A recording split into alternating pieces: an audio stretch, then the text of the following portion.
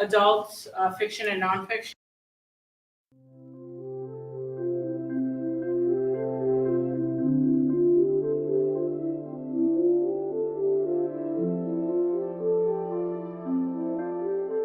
Everything at the library is for free. I think that's one of the main things I just want to tell you, because a lot of people don't know.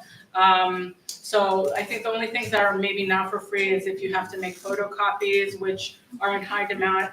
Our photocopier is in high demand, but it's only a few cents per page. And then we have hundreds of programs that are all free for all ages. So I just wanted to make sure that you were aware, and if you're looking for something in specific, you can always ask me or anybody in the library, and they can help you find whatever you're looking for, whether it's a program, a book, a DVD, an organization, because you need to find some certain resources. And then on your way out, I just want to please, if you don't mind filling out a survey, you can do it on our QR code on the wall. You'll see there's a QRC that you can fill out a survey. Then we also have hard copies at the desk. At the table in the front. It's the purple tablecloths, but it helps us so that we can continue to provide programming like this, or earn funding so that we can continue on. But really, that's it. We have some book lists, and book lists are just book suggestions. So after you leave today, if you feel inspired that you want to read more about different immigrant stories, then we have a list of suggestions. So really, that's all. But if you have questions, I'll be here the whole time, and I'm happy to answer them. But I will let Paul take it away so we can start hearing everybody, what we came here for, all the stories.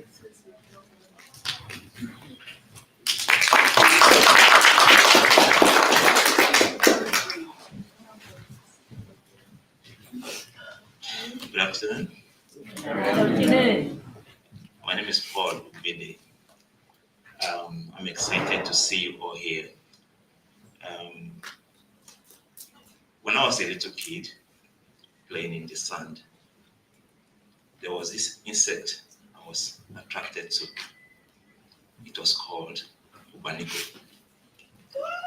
Now, OGBANIKO, for those who may know, is also called antlion in English. It walks backwards even when it's moving forward. So when the idea for this, the inspiration for this program came, the first thought that came to me, thanks to my wife who caught my attention to it, was the OGBANIKO insect. Now, what was peculiar about the OGBANIKO insect is that while it seems that it's moving backwards, it's making great progress moving forward. That was where we got the theme, looking backwards, moving forward from. The idea for this program is based on this philosophy of the OGBANIKO. As immigrants, we come from various cultures, various places.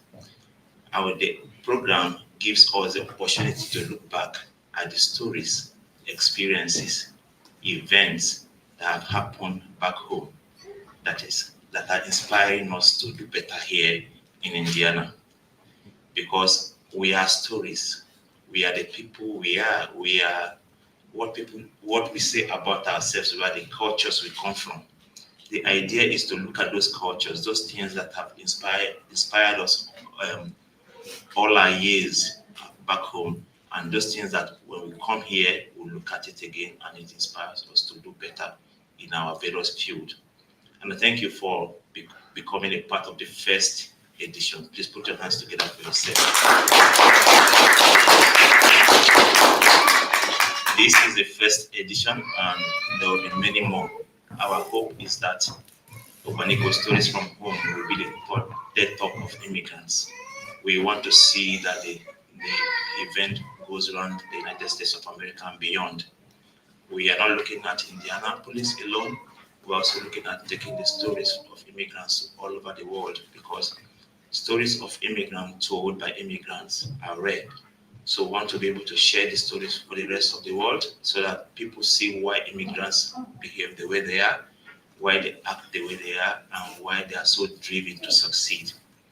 I want to especially thank the Indianapolis Public Library for their support. They gave us the space, and they've been so supportive. Thanks to Sakura, who is here, who has been helping me plan this program. I don't want to bore you with long speeches. You're going to enjoy yourself, I believe, I know, because listening and seeing stories from various cultures is the most beautiful thing you can see. Hello.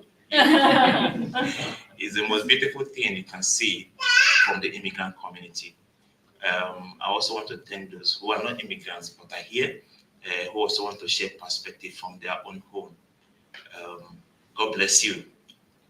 Please sit down, enjoy yourselves, and enjoy the stories. Thank you. Thank you.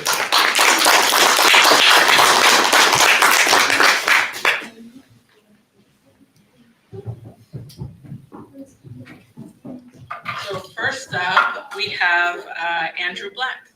Oh,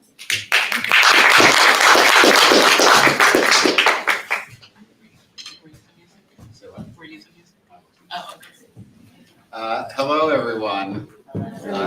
Welcome to the session today. My name is Andy Black, and I am a playwright, and I teach playwriting, which is how I know Paul. We've traveled in playwriting circles together. And I'm going to start by telling a story. I have an MFA in playwriting from Ohio University, and in 2011, I decided to write a play which was going to be partially set in the African nation of Sierra Leone. And some of you who know the history of Sierra Leone may know there was a very difficult and painful civil war in that nation in the last years of the 1990s. And my story, my play was based on a true story about a gentleman in Staten Island who was a prosthetist. And a prosthetist is a kind of a medical professional who makes artificial limbs for people that have lost a limb.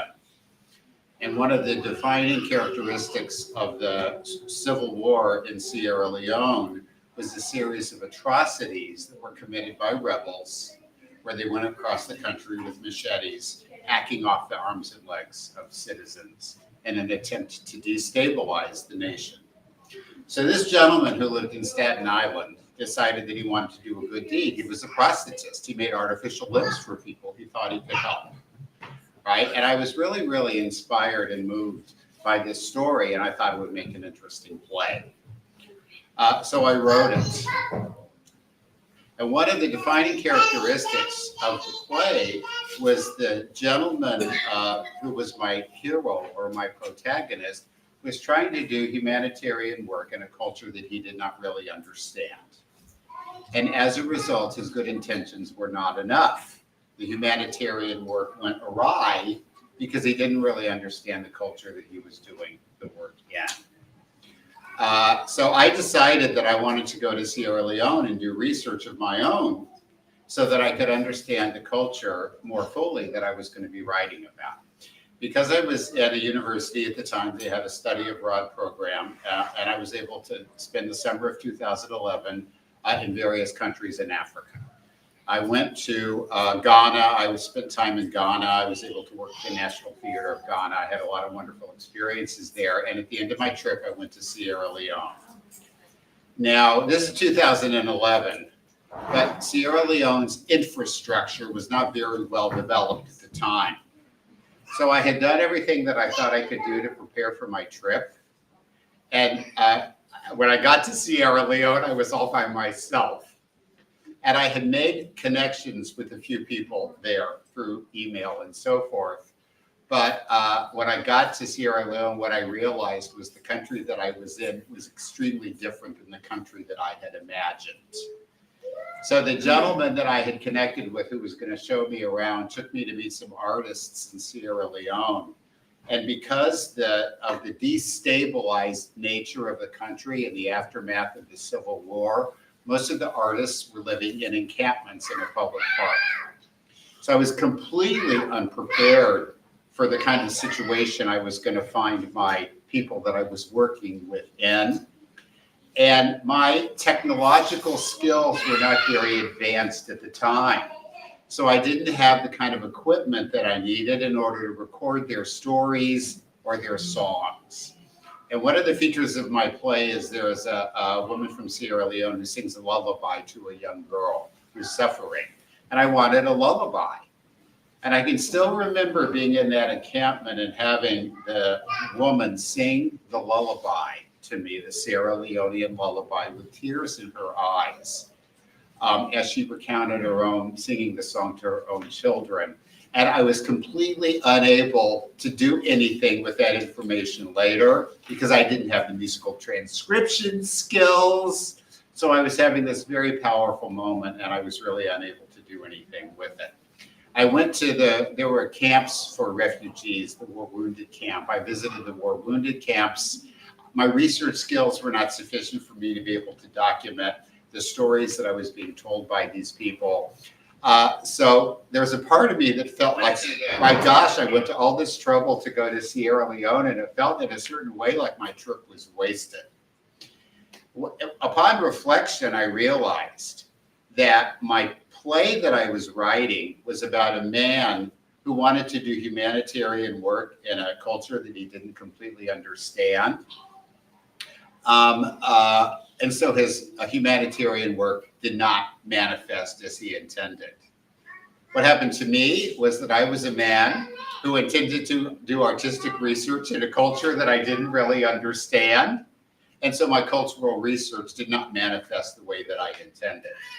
So even though I did not get the tangible result that I expected, I had a profound experience of a culture that was so different than mine that I had a hard time relating to it. So in a certain way, I had the experience of my own hero, and I was able to bring that back to the writing of my play.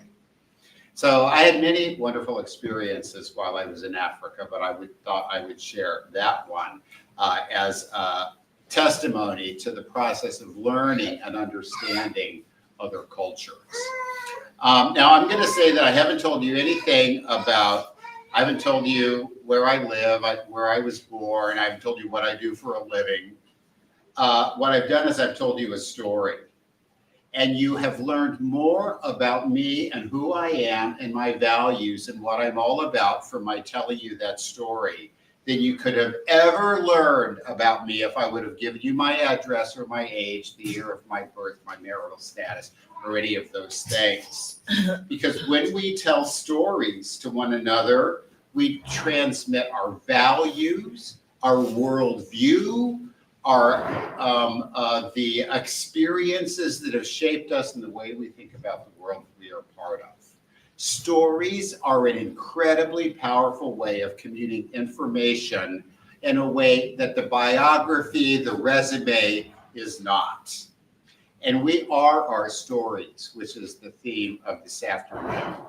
And I'm just going to say 3 things about stories. I have a PhD in theater from the University of Missouri. I've done a little bit of research on this. One thing is that stories make us feel safe. Now, I'm not going to explain how the brain works in any detail, but our brains basically have, at a simplified level, our brains have 2. They have the safe zone and the unsafe zone. When we're in a situation where we feel safe, our brain operates one way. If we're in a situation that is unknown or unfamiliar, or we don't feel safe, our brain operates a very different way, right? Now, stories live in the part of our brain where we feel safe, right? When we feel safe, we can actually understand a story, right? When we tell a story, we actually help people feel safe. Our brains are wired to understand stories. And in most faith traditions, there are stories that help people feel safe. Now, I was raised in an evangelical Christian family. And so I was raised with the stories of Jesus. I'm wondering if anybody else in here was raised with the stories of Jesus, right? So when I was a little boy, I can remember hearing the story of Jesus walking on the water. People remember that story. The disciples are in a boat. There's a storm, there's wind, there's rain. And then Jesus comes walking out and gets into the boat with the disciples and the storm calms, right? Those are stories that we hear as children that are designed to make us feel safe, right? So safe, when we tell each other our stories, it creates an environment in which we invite each other to feel safe, by sharing our story and then by listening to the stories of other people. Another thing that stories do, the first thing stories do is make us feel safe. The second thing that stories do is they help us to understand ourselves better. Because when we tell people our stories, we hear what we're saying, and we get to understand our own point of view better at the end of the story than we understood it at the beginning. So I'm not going to ask if anyone in here is in therapy, but that's the point of being in therapy, is you get to go into a room and tell your story and somebody listens to you. And at the end of the therapeutic hour, you understand yourself better than you did at the beginning. So stories make us feel safe. Stories help us to understand ourselves better. And then finally, stories allow us to connect with each other. And they've done a psychometric testing where they hooked a bunch of people up to machines, and they're able to monitor their heartbeat and their breathing. And then after they've got them all hooked up to the machines, they tell them a story. And what they've discovered is at the end of the story, all those people are breathing in and out at the same rate. Their hearts are beating in the same cadence, right? So there's something about telling a story that allows us to get synchronized with each other. When we hear a story, it allows us to form a community with the people who are around us. And people who are in a shared community have common stories that they tell each other. And one of the most powerful underground organizations that I know of is an organization called Alcoholics Anonymous. I don't know, have any of you ever heard of Alcoholics Anonymous? Alcoholics Anonymous is an organization for people who have a problem with alcohol, and they're able to get together and support each other to overcome their problem. And the way they do that is by telling their stories. They come to those rooms, they tell their story. I had a drinking problem, it was really bad. I came to this meeting, I got better. And they encourage and inspire each other, and they become part of a community. So it's in the telling of the story. We are our stories. And it's in the telling of these stories to each other that we enable ourselves to feel safe, that we get a better understanding of who we are and what's going on with us, and we get to feel like we're part of a community. And so I'm just going to say, the last thing I'm going to say is that we believe our own stories. We have to be careful the story we tell, because we hear ourselves telling it. And if we want to change our lives, we can change our story. And I also think it's really important that we find people to tell our stories to, because we need to be part of communities where people will listen and hear and respect the story that we have to tell. And my hope is that what Paul is doing and what's happening here today is creating a safe space where people can be part of a community, where people can tell their stories and listen to other stories and become part of that community. And as a result of that, that everyone here is going to feel a little bit safer than they felt when they walked in the door, that they're perhaps going to understand themselves better, and they're going to feel connected to the world around them in a way they might not have felt under other circumstances. So I want to thank Paul for inviting me here today to talk a little bit about this power of story. We are our stories. And I'm looking forward to hearing the stories that people have to tell as the afternoon unfolds. So thank you for letting me be here with you all.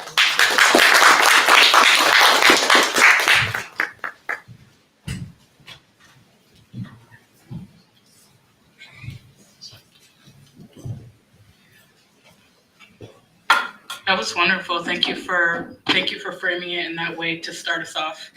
The next person we have is Stephen Spar. Is that correct? Yes.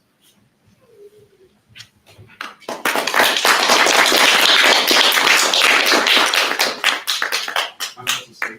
It's okay. I know we've been here for a minute. And your music, right? Yes. Okay. And then you just, yep. All right. I'm going to start things off. Good afternoon, by the way. My name is Stephen Spar, and I'm going to start things off with a song. It's an older song that was recorded gosh, about 30 years ago. And, you know, and it's hard to believe for a man who's just in his extremely late 20s. And we'll just leave it at that. But this is the song. A lot of the things that are in this song is about Indiana. It's about Indianapolis, and some of the things that are mentioned in it are not around anymore. But it's definitely a part of my childhood, part of my life growing up in Indiana, and I hope you enjoy it.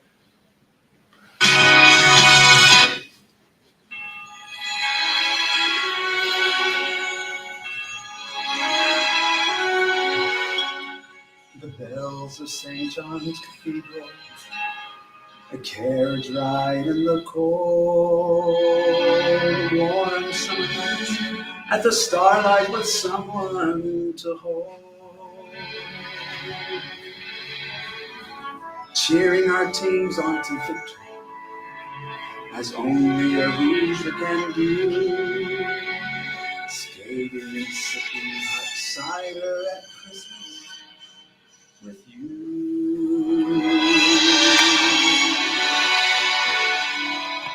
Indianapolis, indeed. No matter where I may go, it's Indy that calls me to come home, to the sights and sounds I have known, to the race Union Station, the heart of the nation, the streets I used to roam. Indianapolis,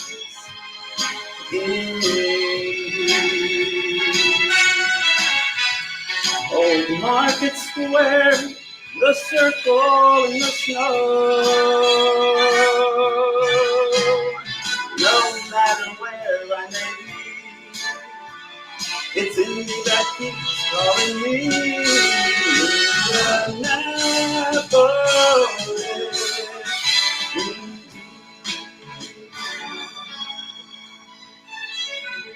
Tasting our way through the market, then strolling down Lockerbie Street. The fudge and the caramel corn make the air smell so sweet.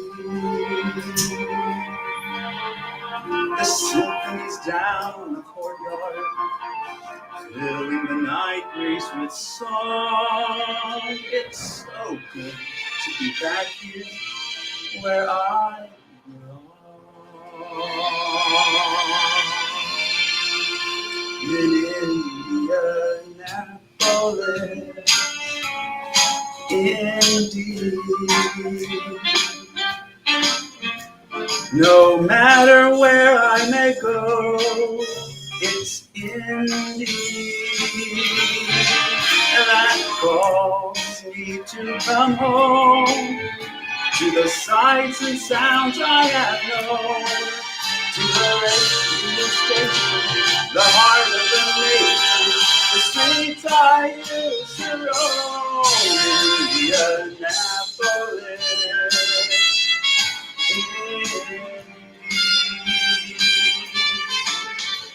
Old Market Square, the circle in the snow. No matter where I may be, it's Indy that keeps calling me. Indianapolis, Indianapolis,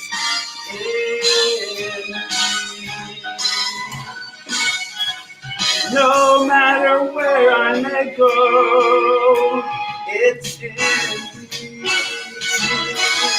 that calls me to come home, to the sights and sounds I have known, to the rescue station, the heart of the nation, the streets I used to roam.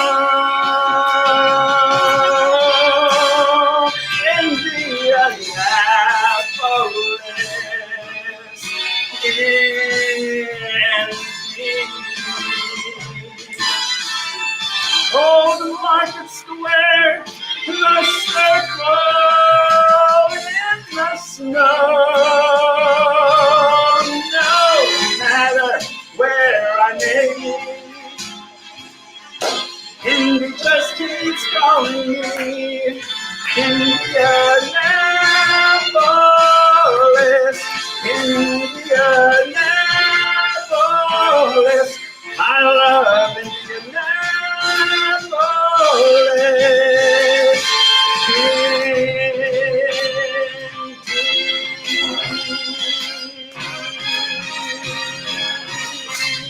Yeah.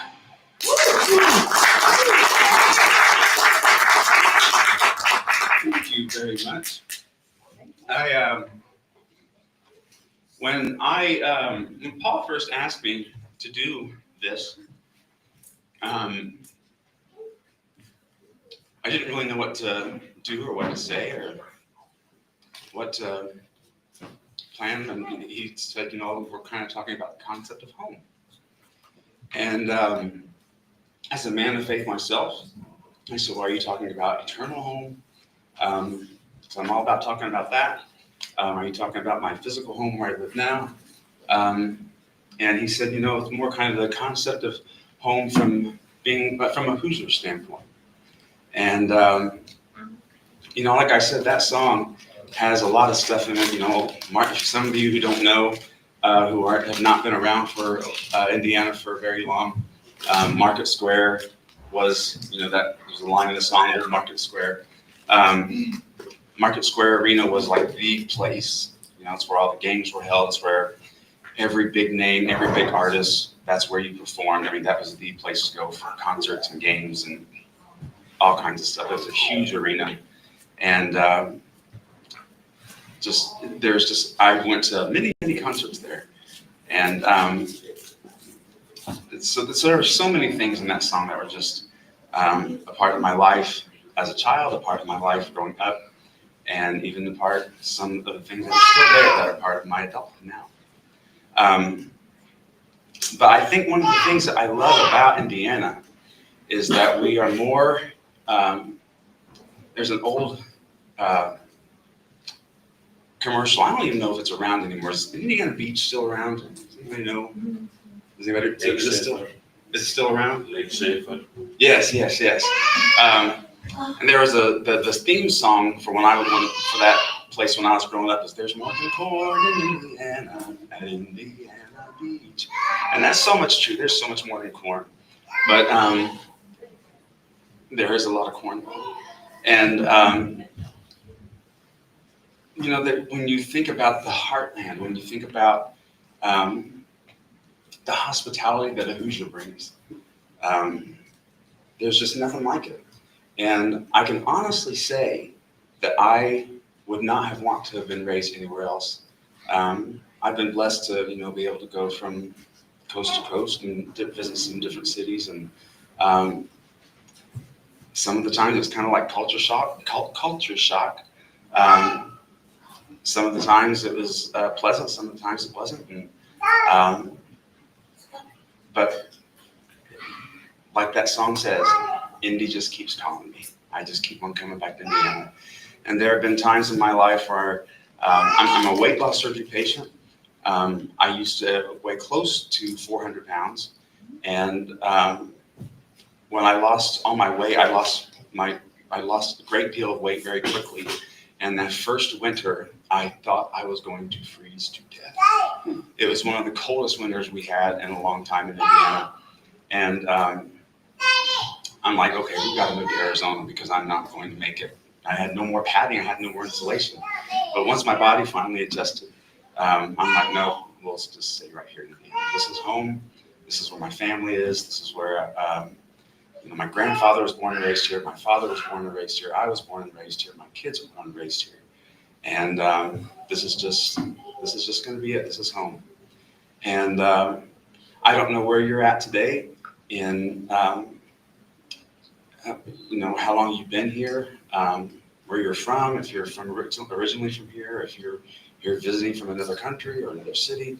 But I hope you're getting the Hoosier hospitality treatment.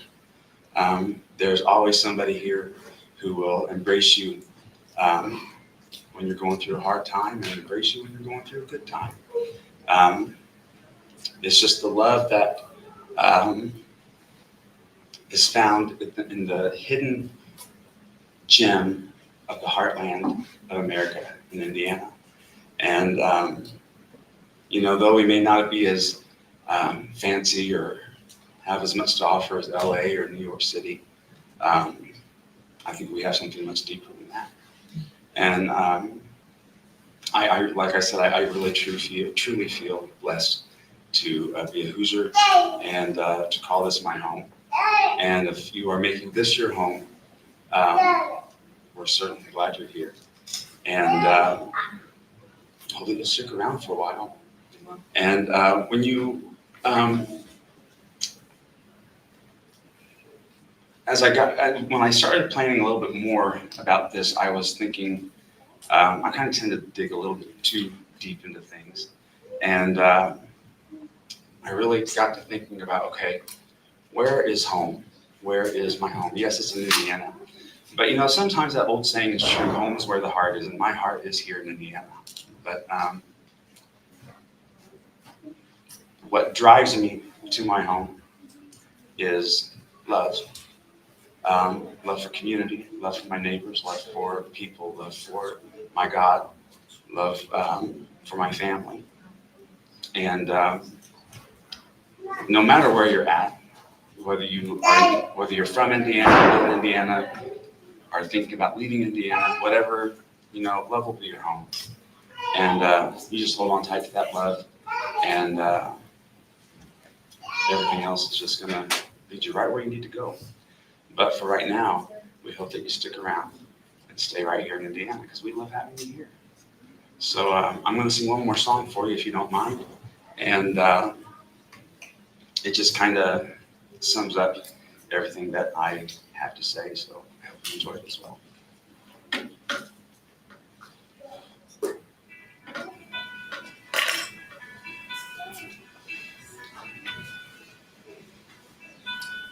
If home is really where the heart is, then home must be a place that we all can share.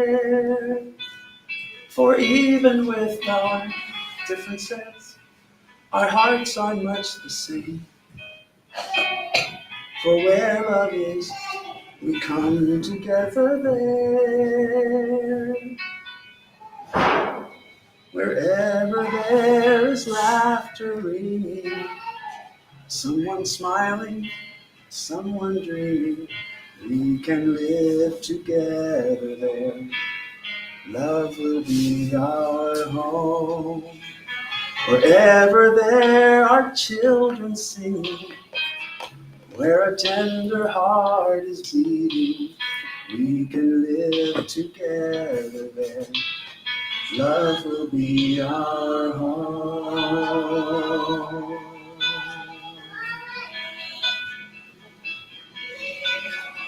With love, our hearts can be a family, and home can bring this family face to face. And though we may be far apart, our hearts can be as one. When love brings us together in one place. Wherever there is laughter ringing, someone smiling, someone dreaming, we can live together there. Love will be our home. Where there are words of kindness spoken, where a vow is never broken, we can live together there. Love will be our home. Love will be our home.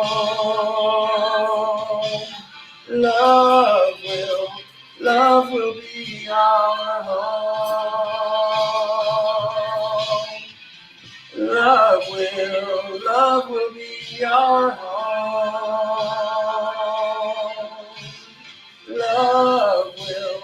Love will be our home.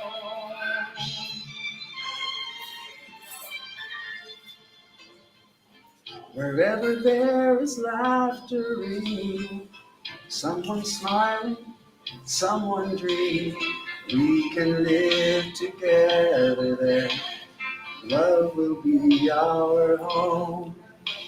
Wherever there are children singing, where a tender heart is beating, we can live together there. Love will be our home. Love will be our home.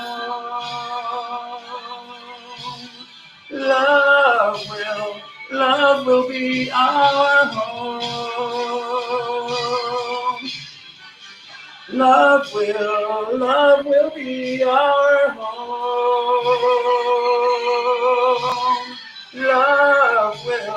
Love will be our home. Wherever there is laughter ringing, someone smiling or someone dreaming, we can live together there. 'Cause love will be our home. Love will be our home.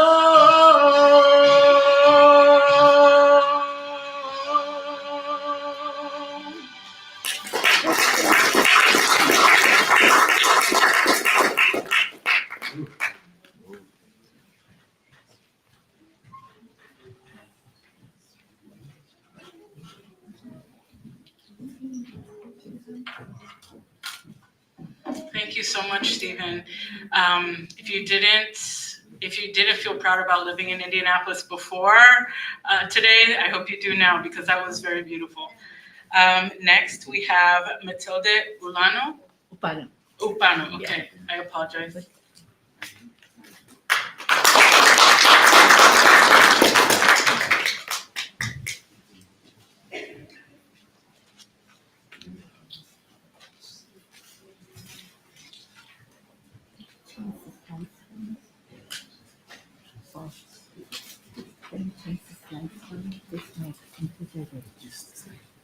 Oh, there is? Oh, okay. You ready for the next one? Oh, you need to go back? Oh, yeah. Okay.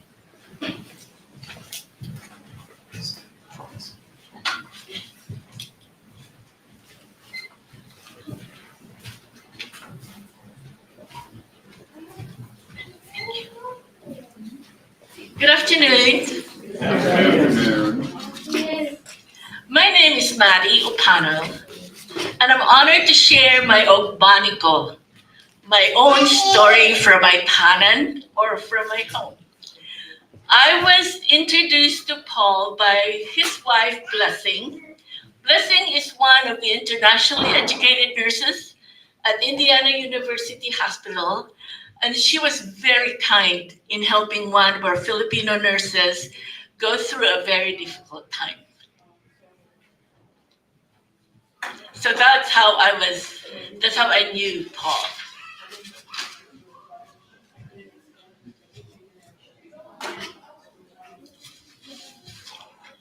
In the Philippines, our lives are guided by a profound proverb or salawikain that says, ang hindi marunong lumingon sa pinagmulan ay hindi makarating sa nais na paroroonan.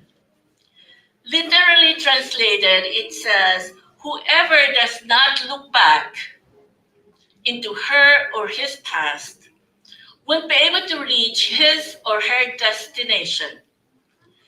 The deeper meaning is that we must recognize and give honor to the people who were a significant part of our past, because they are responsible for who we are and what we have achieved.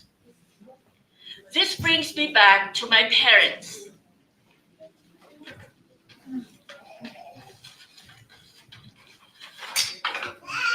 My parents were teenagers during when World War II reached the Philippines.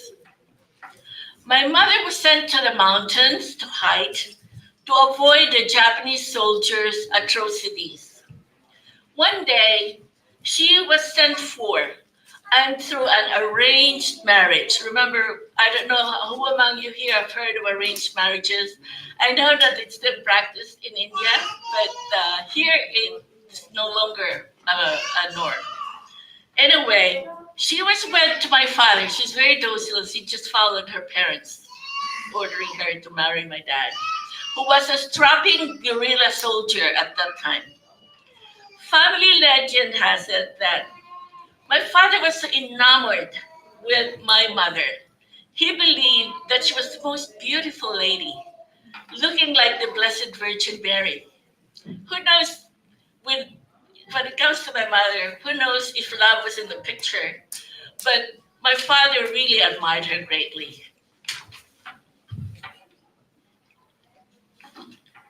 Remember, this was during the war. So to get married, they traveled in a bangka, a wooden paddle boat, to another barrio to find a priest who was hiding her to marry them. They started out as simple sharecroppers, but they raised both me and my 7 siblings on the farm. Our father served in the Philippine Constabulary later on, and so our mother was our constant anchor. Their only legacy to us was not money. It was education. They showed us the value of hard work, generosity, persistence, resilience, and deep faith in God.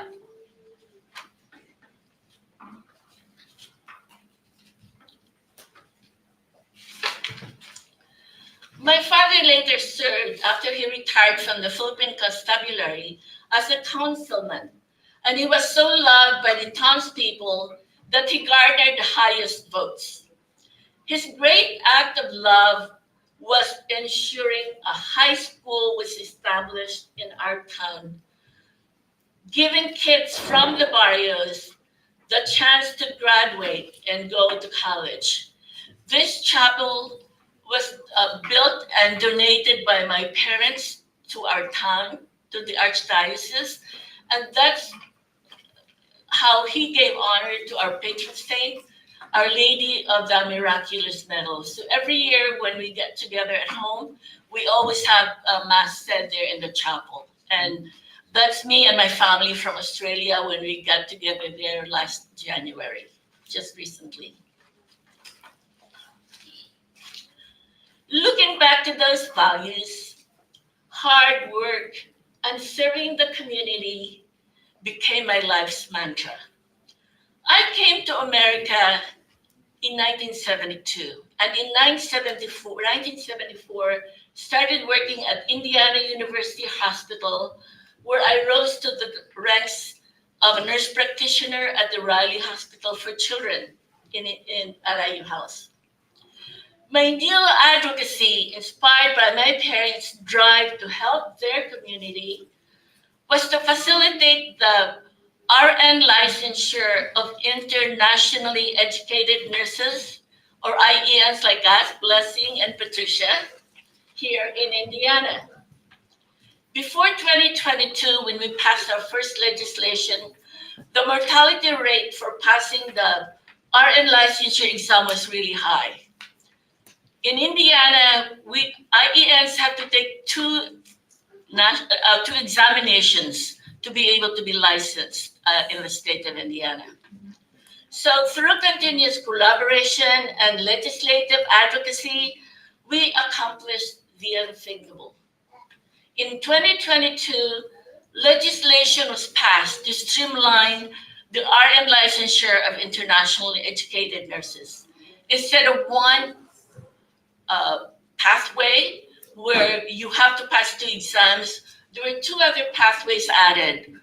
One, the other 2 only requires passing one nursing licensure exam, the NCLEX RN exam, and then submitting a commission and graduates of foreign nursing schools credentialing evaluation report, professional report, which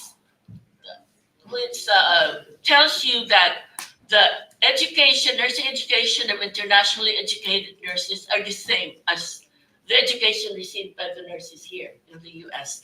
And the other one is by the NCLEX, passing the NCLEX RN exam and submitting the visa screen report, which is the requirement required by the state of New York. The impact is powerful. The number of active RNs initially licensed in the Philippines alone, here in Indiana, it grew by 57.6% by 2023. As you know, RNs get their license renewed every odd years. And that was the first cycle in 2023 after we passed legislation that the Bowen Center for Health Workforce Research and Policy had data on how many nurses from the Philippines who were licensed initially in the Philippines renewed their license here in Indiana. So there were about 453 nurses at the time, and that's just from the Philippines. And according to Dr. Jason Gilbert, the Chief Nurse Executive of iHealth, by last summer, there were about 225 internationally educated nurses who were hired at Indiana University Health. And thanks to this legislation that we passed, their licenses were streamlined and they were able to come here. So these internationally educated, qualified professional nurses are now able to help care for our beloved Hoosiers like us.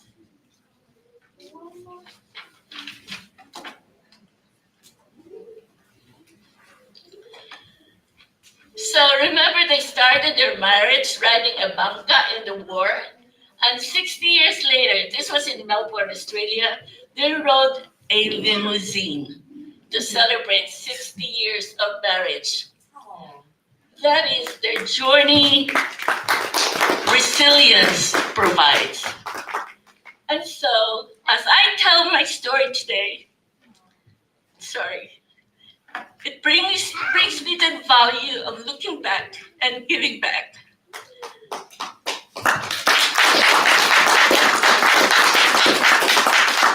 The very DNA of who we are today, is rooted in the lessons of the past. Always remember where you came from, bring the lessons of the past, and use it to influence the present. As for myself, I find joy in giving back. Thank you very much.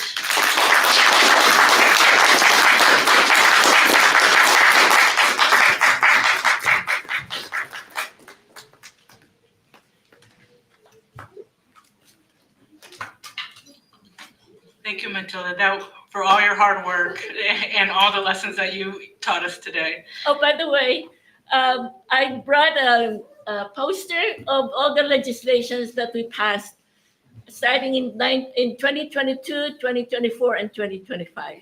So if you're interested in looking at it. It's really impressive to see all the legislation laid out like that. So please take a look before leaving. The next person I've known, Parisa Kay. I met her through the library because she also had programming ideas similar to Paul's that she wanted to share. And we have been friends, I don't know, maybe 2 years now. So I am very happy to welcome you and hear more of your story today.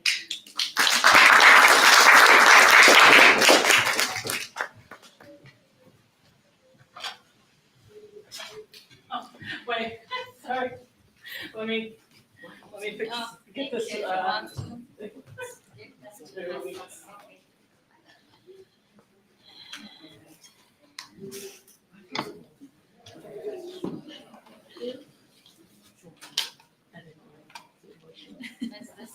Oh,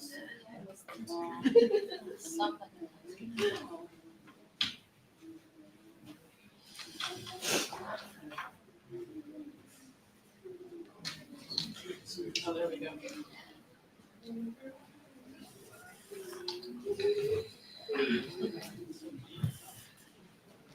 So you're gonna speak first, and then we'll pull this up. Yeah, I'm gonna Hassan minimize knows it, which one. and then we'll wait. Okay. Hello, everyone. Thank you so much for listening to my life story, briefly, actually. Thank you, Paul. Thank you, Sakura, for making this happen. I was born in 1970 in Ahvaz, a beautiful city in southern Iran. I grew up in a loving family. My mother was an elementary school teacher, and my father was the CEO of health insurance company at the hospital. During my childhood, Iran was full of color, art, freedom. The streets were alive with music, families gathered for Nowruz celebrations, and women freely expressed themselves through fashion, education, and creativity. My parents valued kindness and education. Before the war began, my parents had in 1979, after in my childhood, war began after the revolution. So everything changed. And before war began, my parents had just built a dream home, a house filled with large windows and let the southern sunlight overlooked a beautiful garden. My mother grew flowers. My father loved tending to the trees. I remember the smell of orange blossom during through the open windows, the laughter of my siblings, and the warmth the field with everything that uh, that we call it home. It was a peaceful and joyful time, a time when everything felt possible. But everything changed.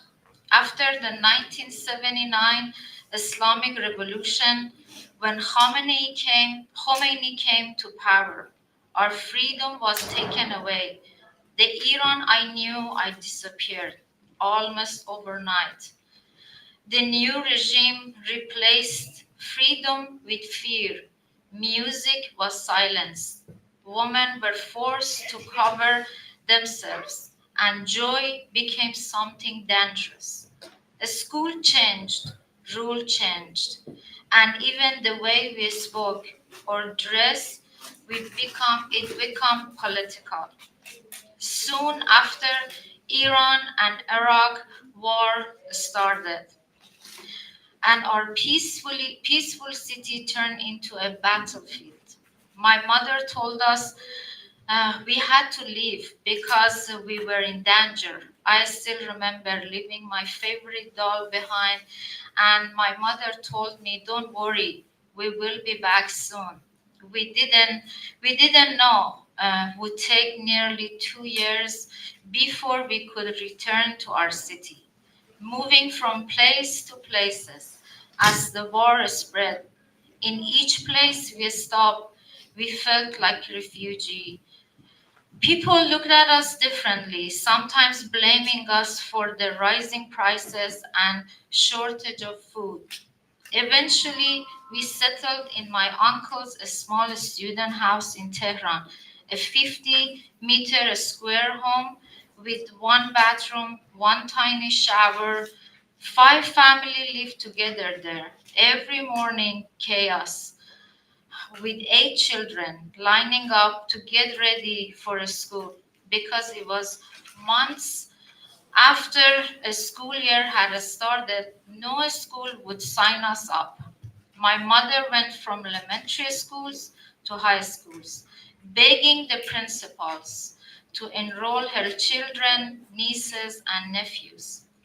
After 2 years of struggling, my parents working tirelessly to rebuild our lives, we returned to Ahvaz, even though the war was still going on.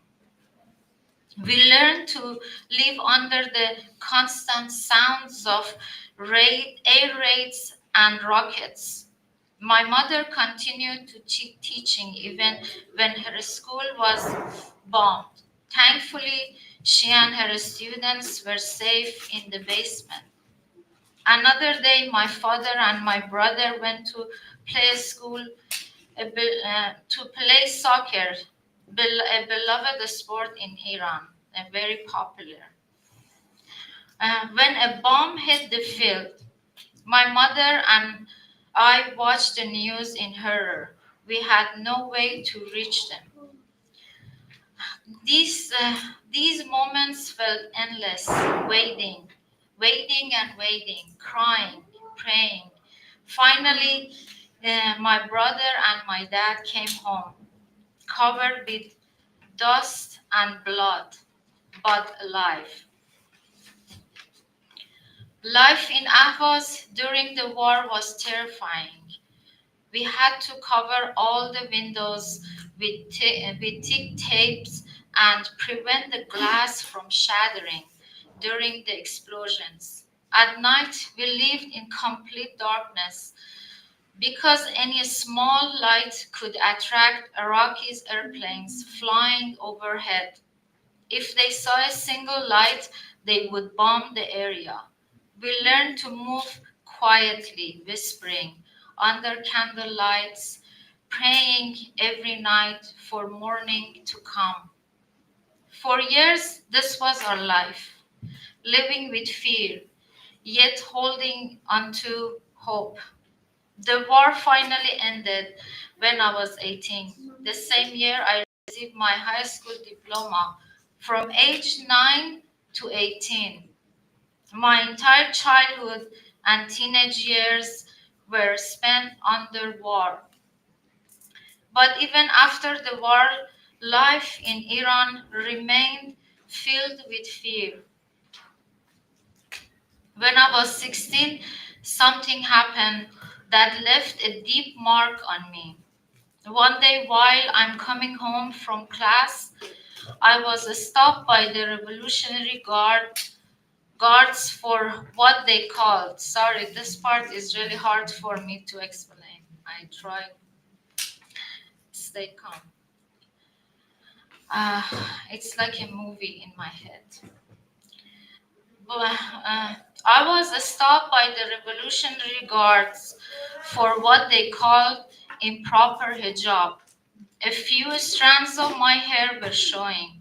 They took me away, blindfolded me, and punished me severely.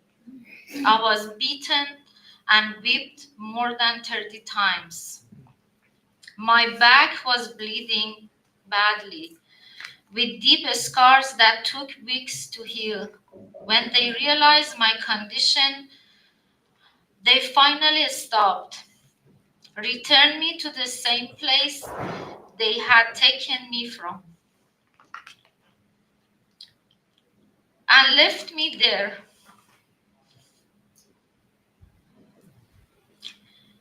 Still blindfolded, bleeding on the street. Despite their restrictions, creativity became my escape, a way to express beauty and hope in a world that tried to erase both. Later, during a trip to Germany, I met my future husband and I moved to the United States because he had been living there before me. There, I began a new life, one built a resilience and gratitude. In America, I built my family and continued my passion for art and fashion. While raising my two children, I never stopped creating. I had participated in and presented fashion shows in New York City, Washington, D.C., Atlanta, Indiana, and Europe, including Italy.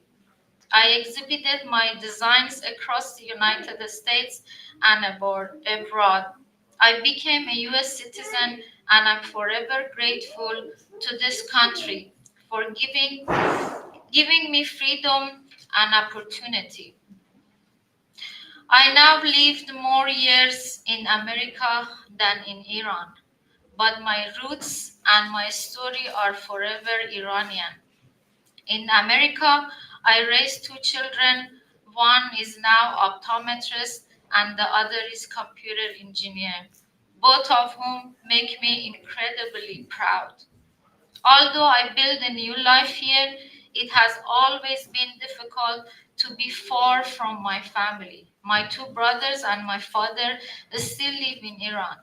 The hardest moment of my life was in 2011 when my mother passed away from cancer and I could not be there to say goodbye. When I experienced what I experienced in Iran shaped who I am. It taught me strength, resilience, and the power of using art to speak truth. In recent years, I have devoted much of my energy to supporting the movement for freedom in Iran. Alongside a dear friend of over 10 years, we have organized and joined protests in downtown Indianapolis, Terre Haute, Carmel, Bloomington, Indiana, Chicago, Washington, D.C., and in New York. We stood for Iran in rain and shine, snow, cold weather, and summer heat, holding our flags and signs in front of the Indiana Capitol and Senate until we finally got the attention of several senators. Our persistence paid off. They helped pass a 2023 resolution dedicated to people of Iran and Mahsa Amini. The uprising people in Iran are now accepting our Crown Prince Reza Pahlavi, the son of the late Shah of Iran, living in exile in the United States, as their movement leader. They call his name with hope and determination, and with his guidance, they believe they will soon reclaim Iran from the enemy and restore freedom to their homeland. With the support of our local library, Sakura, where are you? Sakura, uh, uh, we organized an art exhibition. What year was it? I don't remember. 2 years ago Yeah. or last year? So, beginning of 2024? Yes. So January 2024. Yes. Um, so we organized an art exhibition featuring anonymous works by Iranian artists who wish to express their pain and hope through art. I also designed a special dress inspired by the original Iranian flag, the lion and sun emblem, covered with the names of innocent lives lost. The piece was admired by many and was later acquired by Her Majesty Empress Farah Pahlavi's, our queen. She lives in Paris, France. Art Foundation in Paris, where it now resides in a museum. We are now preparing our second exhibition at the Global Village in January 2026. I live here in freedom, but my heart is always with those still suffer under oppression. I have promised myself I will not stop until Iran is free. The people of Iran deserve peace, prosperity, and dignity. A free Iran will not only bring peace to the region, it will bring light and hope to the whole world. I also love to travel. My passion for art and fashion and travel has allowed me to experience different cultures. I believe you truly understand a culture when you live within it, even if only for a short time. Through all I have experienced a hardship in Iran, the fear and loss during the war, the struggle of exile, and finally building a life in the United States, I have learned the true meaning of freedom and resilience. The United States has given me the opportunity to become the woman I am today, someone who cares deeply for others, lives fully, and cherishes every precious moment. I have learned that freedom is never free, and because of that, I appreciate it with all my heart. I can live with joy, safety, and creativity that I knew as a child in my first years of my life. And I hope that soon every woman and man in Iran will feel this same freedom. I wish for peace and dignity for everyone around the world. And I am forever grateful to this country, which has allowed me to grow, thrive, and share my voice. The life I have built here is a testament to hope, courage, and enduring power of freedom. Freedom from struggle comes a strength. From freedom comes the courage to shine. A free heart, a free voice, a free world. This is my dream, my fight, my promise. Thank you.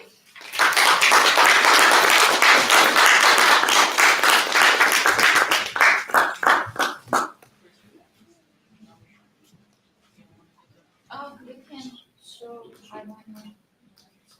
I can.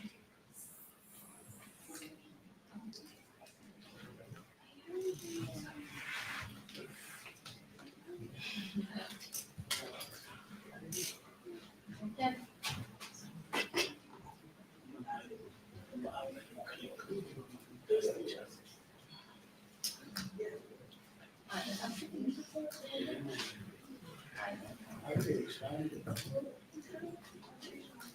These are the- Slideshow, but she said she didn't want all the photos. It's okay, but they not in a order, right? Oh, But that's okay. yeah, I don't think about Okay, So, make so fast, just, you can just click on the one you don't want, like, just click. or again. These are the pictures, some of them from before the revolution, 1979. So women and men were freely living there. It's same as here, United States. But after that, this is like in college. Education was a very important thing in Iran. Like competition in swimming, any other sports. Um, Flight attendants. Um, this is a picture from my hometown before the revolution. It was a beautiful, gorgeous city, but now all this water are dried out.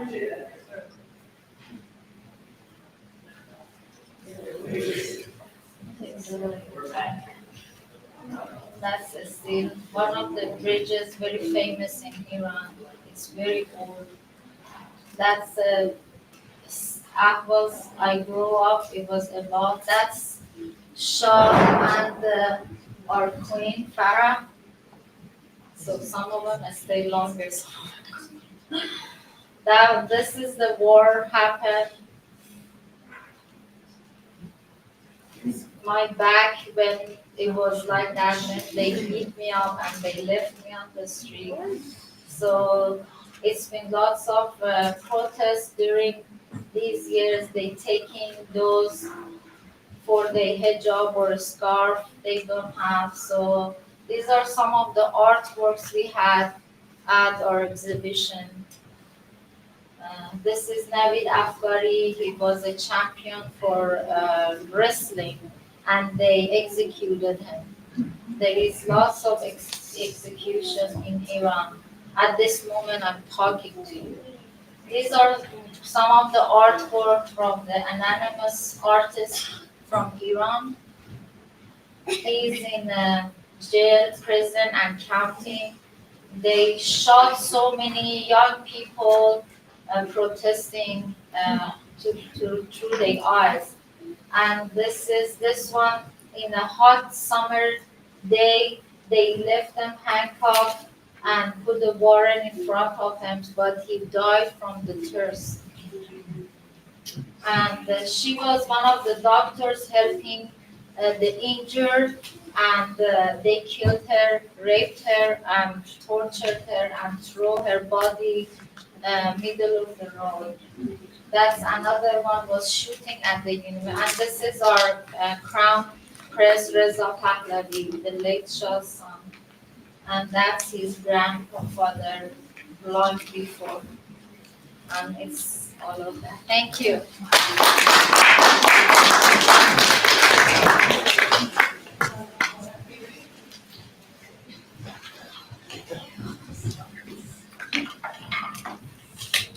Thank you, Parisa. Every time you speak, I hear something new that I didn't know about you. So I appreciate you sharing your story with us. Thank you. Next up, we have Uche Unogu.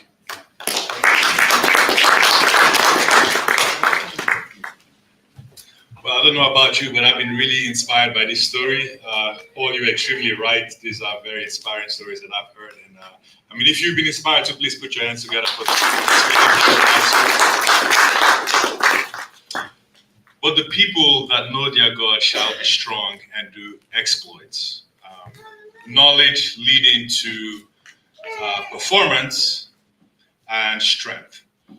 And a series of things led me 23 years ago when I was drawing my bag, just one bag that I had, a brand new immigrant to the United States. Hadn't been here 24 hours. I was going from the Comfort Inn to the University of Indianapolis to start my journey as a student. And that was what I was dragging, just my bag. And as I was doing that, I thought now, 23 years later, how things have been different and how stories have played a huge part of that. Next month, my wife, who is here, we will be headed to a country in Southeast Asia. We will be sharing our faith to over 10,000 people. And we've been doing this for the last 10 years. And what was that difference from that boy just dragging that as a little 17-year-old to where we are at this point, over 30 countries around the world with such large crowds of people attending. And it's stories. It's exactly what the speakers have said, the same theme walking across and through, stories through and through.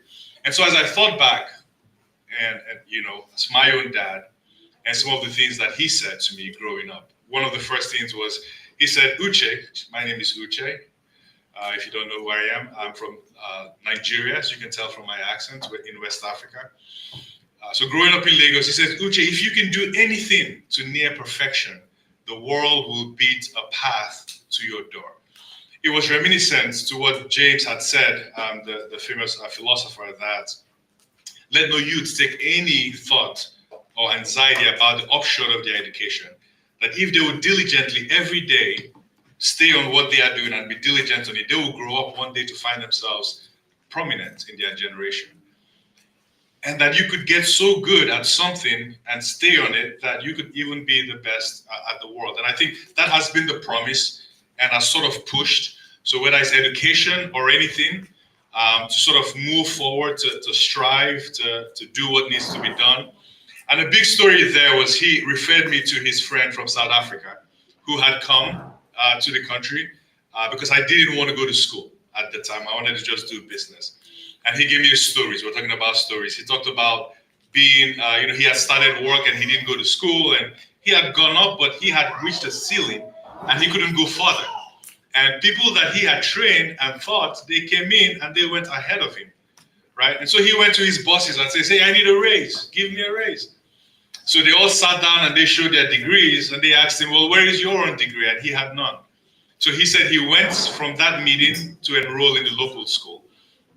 And for me, after that, I was inspired. And he hit me with the punchline. He says, what you're doing right now is you're helping a lot of people. But with an education, you can help more people around the world. And that really hits to the core of who I am. Not necessarily a degree, but just knowledge. If you would learn and improve and get more knowledge, you can help so many people. So I left that meeting and, applied to schools. One of them was the University of Indianapolis. And so that brings me to that point where I was again dragging that bag. And so that was an important story that I think has really been extremely helpful. The second thing also came from my dad. He said, Uche, don't ever run away from anything, from problems. Don't ever do it. You face it. It's either it kills you or you kill it. But don't you ever run away from problems. A story that is pertinent was, as a young child, we would get on the table, a glass table we had, and it was fine. The weight could support me. And one day I got up on it and it just shattered. It broke. That was a real problem. Growing up from where I came from, that's your parents are really going to take you out.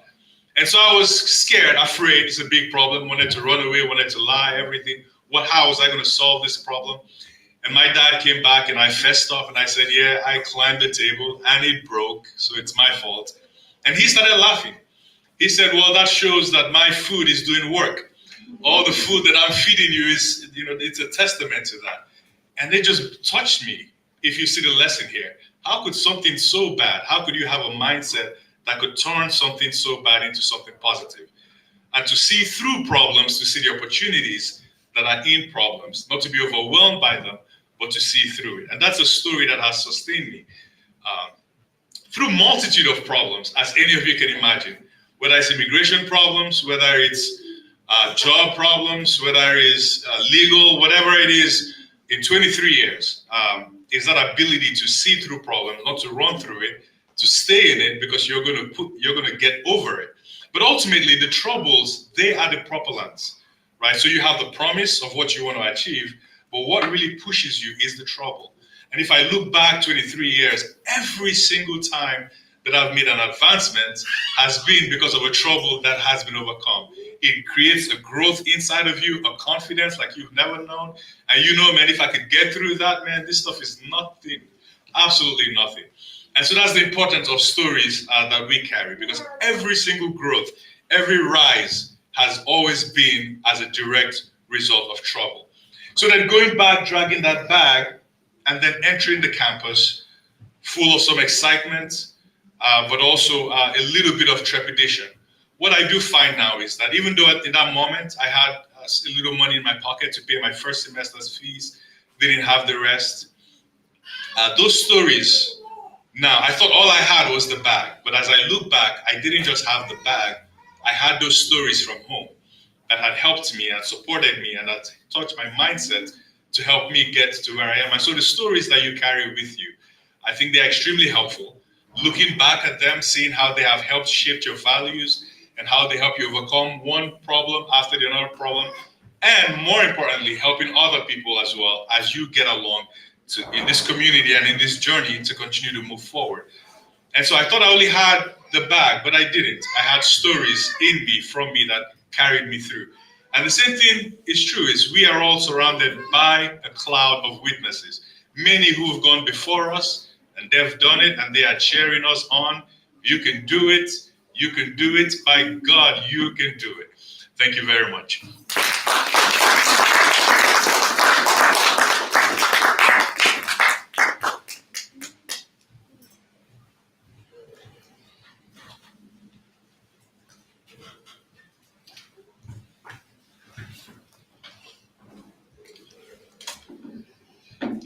That was amazing. Thank you. Okay, next we have Blessing OGBANIKO. Is that correct? I hope so.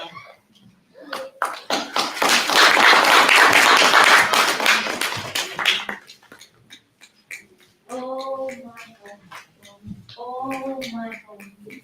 When shall I see my home? Oh, when shall I see my native land? I will never forget my home. Oh my home, oh my home. Oh, my home. When shall I see my home? Oh, when shall I see my native land? I will never forget my home. You see, when I was younger, we used to sing this song in school, especially when it's near close and for us then it meant going home to eat. It meant you are sure that in the next few minutes you'll be home and you will have mama's good cooking waiting for you. But now I sing this song with so much memories, and I'm sure so many people who sang with me, they had that memories of home, and we're wondering, when will I be home again? When will I be back in Nigeria or wherever you're from? And you're thinking of the good things and all the in betweens, both the bad, the sad, and everything. For me, that's the emotion I have right now. When will I be back home? A lot of times when I talk about when will I be home, I'm thinking about traveling with 4 kids and probably my husband. That's a lot.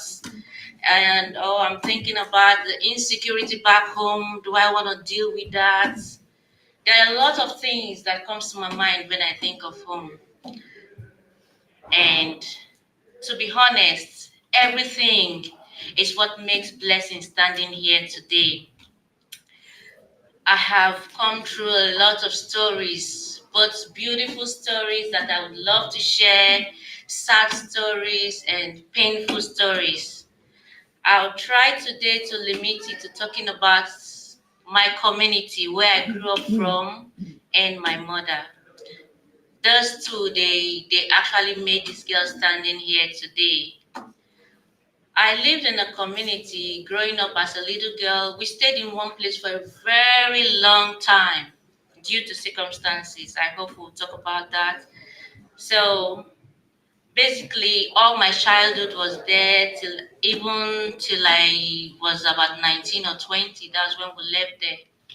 It was a small street, and as a child we would go out to play from morning till night. No one was stopping us.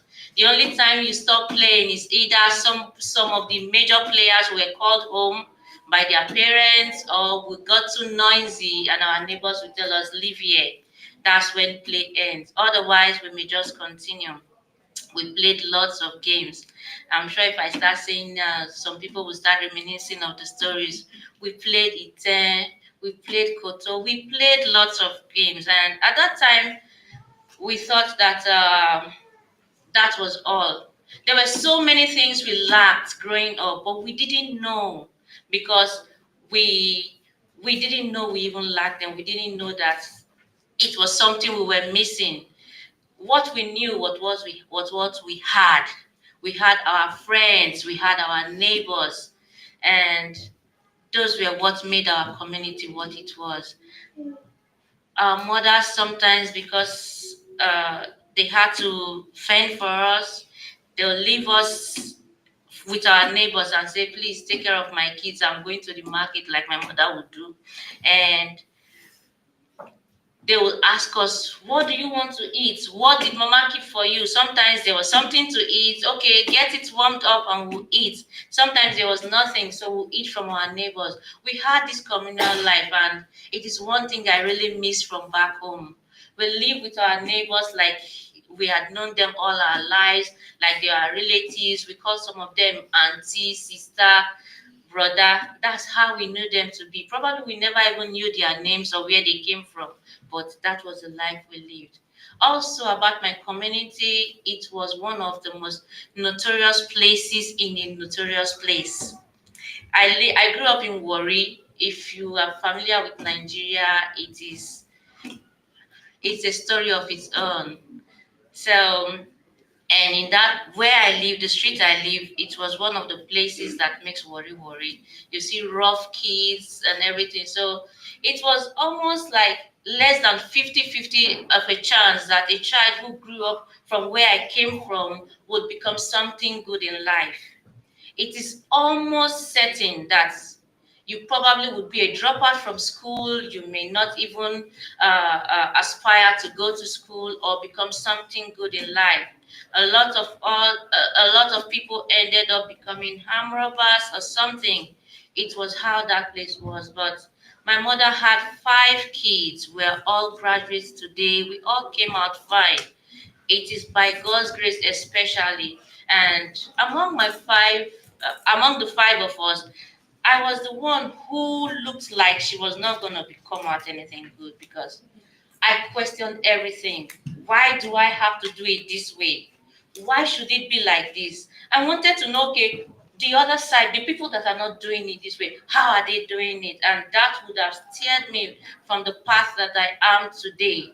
But thanks to my community, people stood by to make sure that what my mother thought of me would come to pass.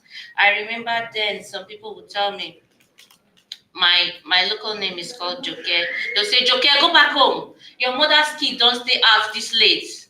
I'm like, what's your business? It's my life. I want to go out. But they would not let me. They would send me back home. They would tell me no. Sometimes even when I want to do what they want to do, when they've counted everybody, they'll say, you, no, you know if you join us. Why? Why can't I join? And they'll say, your mother's children do not behave this way.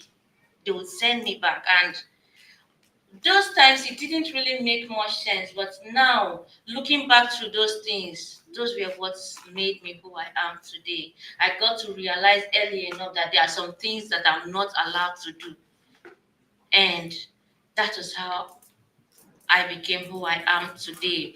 And then talking about my mother, God bless her. My mother, wow, she's a lot of things to talk about. My mother came to live in Warri as a little girl. She got married at the age of 15, like people her age did.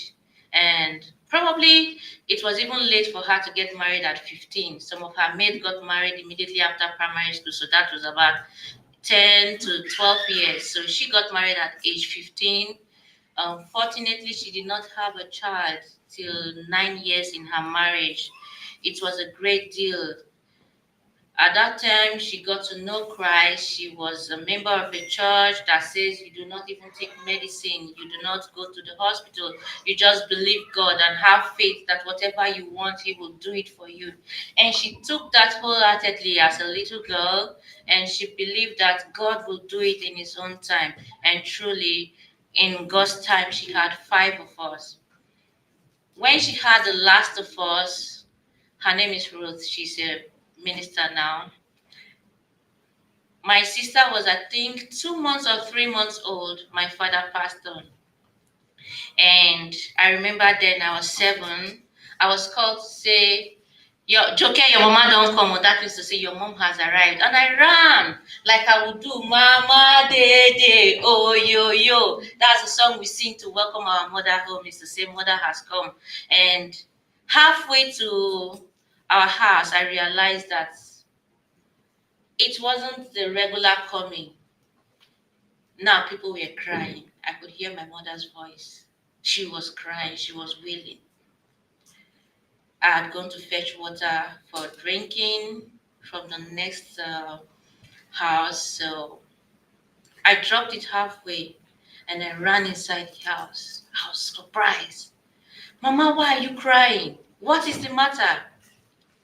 She was sitting on the floor. People were holding her down, and she said, Joke, your papa don't die, you not get papa again, no. That is, she was saying, I've lost my dad, and I do not have a father again. As a 7-year-old, that imprinted a lot on me.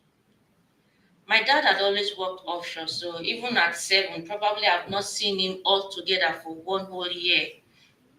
He was always coming like a visitor.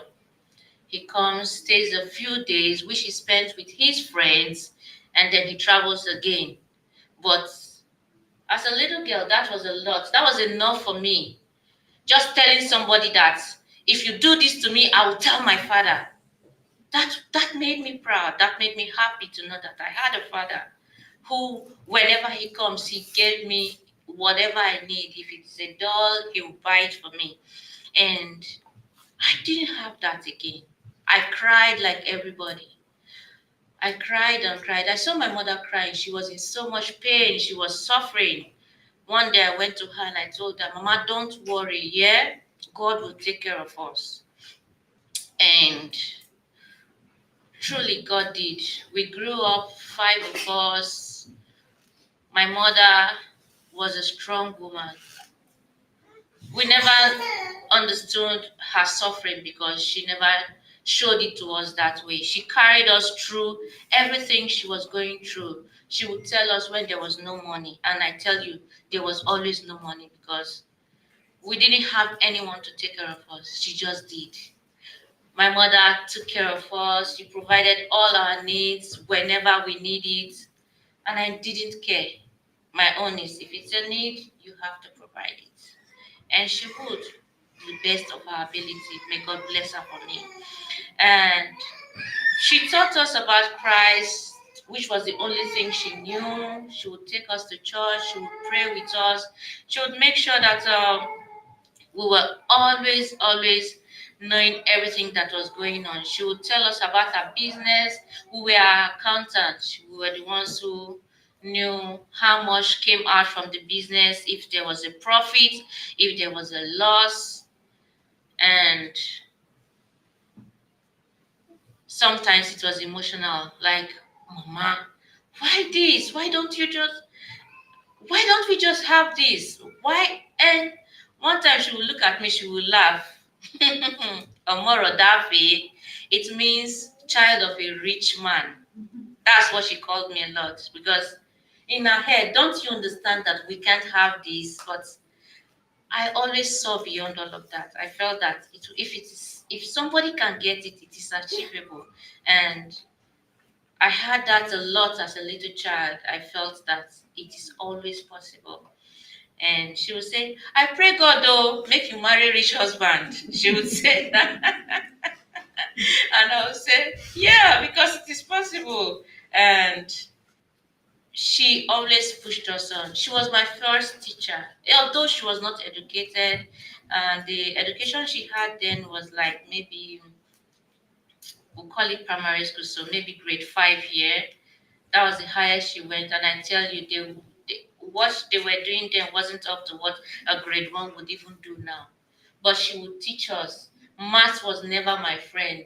But she would tell me, look, look, look, you go see, you go get them. I said, no, Mama, it's not possible. I don't know what this teacher is. She will always encourage. She will say, do it. If anybody can do it, that means you can do it. The person when they do them, get 7 heads. That is to say, the person that knows how to do it doesn't have 7 heads. So she would encourage us that way. She taught me how to read the first time I read, and until we outgrew what she knew, then we started reading for her. No one has made the Bible look so real, like so, not just books or words in a book, but so come alive like my mother. She will explain it so much. She will make the pictures happen in your head. And by that, I mean my mother was a great storyteller. She would tell us stories upon stories to share us on and to give us a sense of the meaning of things. One of the stories that she always told us then, I'm sure none of us forgot it, was a story about a boy called Kishiyenu. Kishiyenu in my language